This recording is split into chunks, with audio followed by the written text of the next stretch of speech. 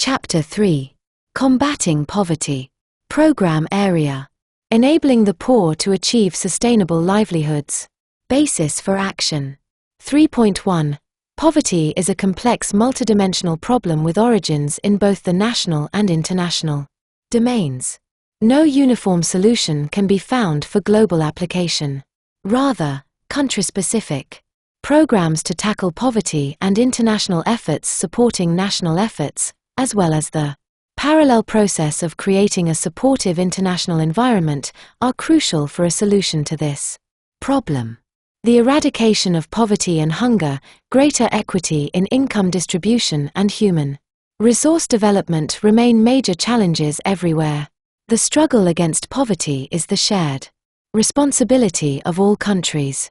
3.2. While managing resources sustainably, an environmental policy that focuses mainly on the conservation and protection of resources must take due account of those who depend on the resources for their livelihoods. Otherwise, it could have an adverse impact both on poverty and on chances for long-term success in resource and environmental conservation. Equally, a development policy that focuses mainly on increasing the production of goods without addressing the sustainability of the resources on which production is based will sooner or later run into declining productivity, which could also have an adverse impact on poverty. A specific anti-poverty strategy is therefore one of the basic conditions for ensuring sustainable development. An effective strategy for tackling the problems of poverty, development, and environment simultaneously should begin by focusing on resources, production, and people, and should cover demographic issues, enhanced healthcare and education, the rights of women, the role of youth and of indigenous people and local communities, and a democratic participation process in association with improved governance. 3.3. Integral to such action is, together with international support, the promotion of economic growth in developing countries that is both sustained and sustainable, and direct action in eradicating poverty by strengthening employment and income-generating programs. Objectives. 3.4. The long-term objective of enabling all people to achieve sustainable livelihoods should provide an integrating factor that allows policies to address issues of development, sustainable resource management, and poverty eradication simultaneously. The objectives of this program area are: A. To provide all persons urgently with the opportunity to earn a sustainable livelihood. B. To implement policies and strategies that promote adequate levels of funding and focus on integrated human development policies, including income generation, increased local control of resources, local institution strengthening and capacity building, and greater involvement of non-governmental organizations and local levels of government as delivery mechanisms. C. To develop for all poverty-stricken areas integrated strategies and programs of sound and sustainable management of the environment, resource mobilization, poverty eradication and alleviation, employment and income generation. D. To create a focus in national development plans and budgets on investment in human capital, with special policies and programs directed at rural areas, the urban poor, women and children. Activities. 3.8. Governments, with the assistance of and in cooperation with appropriate international, non-governmental, and local community organizations, should establish measures that will directly or indirectly A. Generate remunerative employment and productive occupational opportunities compatible with country-specific factor endowments, on a scale sufficient to take care of prospective increases in the labor force and to cover backlogs. B. With international support, where necessary, develop adequate infrastructure, marketing systems, technology systems, credit systems, and the like, and the human resources needed to support the above actions and to achieve a widening of options for resource-poor people. High priority should be given to basic education and professional training. C. Provide substantial increases in economically efficient resource productivity and measures to ensure that the local population benefits in adequate measure from resource use. D. Empower community organizations and people to enable them to achieve sustainable Livelihoods. E. Set up an effective primary healthcare and maternal healthcare system accessible to all. F. Consider strengthening, developing legal frameworks for land management, access to land, resources and land ownership, in particular, for women, and for the protection of tenants. G. Rehabilitate degraded resources, to the extent practicable, and introduce policy measures to promote sustainable use of resources for basic human needs.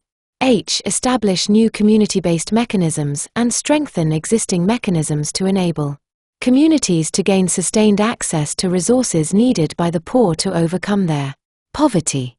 I. Implement mechanisms for popular participation, particularly by poor people, especially women, in local community groups, to promote sustainable development. J. Implement, as a matter of urgency, in accordance with country-specific conditions and legal systems, measures to ensure that women and men have the same right to decide freely and responsibly on the number and spacing of their children and have access to the information, education and means, as appropriate, to enable them to exercise this right in keeping with their freedom, dignity and personally held values, taking into account ethical and cultural considerations. Governments should take active steps to implement programs to establish and strengthen preventive and curative health facilities, which include women-centered, women-managed, safe and effective reproductive health care and affordable, accessible services, as appropriate, for the responsible planning of family size, in keeping with freedom, dignity and personally held values, taking into account ethical and cultural considerations. Programs should focus on providing comprehensive health care, including prenatal care, education and information on health and responsible parenthood, and should provide the opportunity for all women to breastfeed fully, at least during the first 4 months postpartum. Programs should fully support women's productive and reproductive roles and well-being, with special attention to the need for providing equal and improved health care for all children and the need to reduce the risk of maternal and child mortality and sickness. K. Adopt integrated policies aiming at sustainability in the management of urban centers. L. Undertake activities aimed at the promotion of food security and, where appropriate, food self-sufficiency within the context of sustainable agriculture. M. Support research on and integration of traditional methods of production that have been shown to be environmentally sustainable. N. Actively seek to recognize and integrate informal sector activities into the economy by removing regulations and hindrances that discriminate against activities in those sectors. O. Consider making available lines of credit and other facilities for the informal sector and improved access to land for the landless poor so that they can acquire the means of production and reliable access to natural resources. In many instances, special considerations for women are required. Strict feasibility appraisals are needed for borrowers to avoid debt crises. P. Provide the poor with access to fresh water and sanitation. Q. Provide the poor with access to primary education. C. Data, information and evaluation. 3.9. Governments should improve the collection of information on target groups and target areas in order to facilitate the design of focused programs and activities consistent with the target group needs and aspirations. Evaluation of such programs should be gender-specific, since women are a particularly disadvantaged group. D. International and regional cooperation and coordination. 3.10. The United Nations system, through its relevant organs, organizations, and bodies, in cooperation with member states and with appropriate international and non-governmental organizations, should make poverty alleviation a major priority and should a. Assist governments, when requested, in the formulation and implementation of national action programs on poverty alleviation and sustainable development. Action-oriented activities of relevance to the above objectives, such as poverty eradication, projects and programs supplemented where relevant by food aid and support and special emphasis on employment and income generation, should be given particular attention in this regard. B. Promote technical cooperation among developing countries for poverty eradication activities. C. Strengthen existing structures in the United Nations system for coordination of action relating to poverty eradication, including the establishment of a focal point for information exchange, and the formulation and implementation of replicable pilot projects to combat poverty. D. In the follow-up of the implementation of Agenda 21, give high priority to the review of the progress made in eradicating poverty. E. Examine the international economic framework, including resource flows and structural adjustment programs, to ensure that social and environmental concerns are addressed, and, in this connection, conduct a review of the policies of international organizations, bodies and agencies, including financial institutions, to ensure the continued provision of basic services to the poor and needy. F. Promote international cooperation to address the root causes of poverty. The development process will not gather momentum if developing countries are weighted down by external indebtedness, if development finance is inadequate, if barriers restrict access to markets, and if commodity prices and the terms of trade in developing countries remain depressed. Means of implementation. A. Financing and cost evaluation. 3.11. The Secretariat of the Conference has estimated the average total annual cost, 1993 to 2000, of implementing the activities of this program to be about $30 billion, including about $15 billion from the international community on grant or concessional terms. These are indicative and order of magnitude estimates only and have not been reviewed by governments.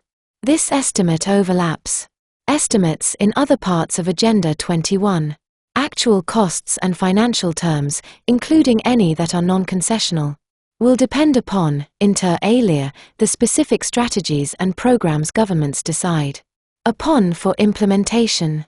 B. Capacity building. 3.12. National capacity building for implementation of the above activities is crucial and should be given high priority. It is particularly important to focus capacity building at the local community level, in order to support a community-driven approach to sustainability and to establish and strengthen mechanisms to allow sharing of experience and knowledge between community groups at national and international levels. Requirements for such activities are considerable and are related to the various relevant sectors of Agenda 21, calling for requisite international, financial and technological support.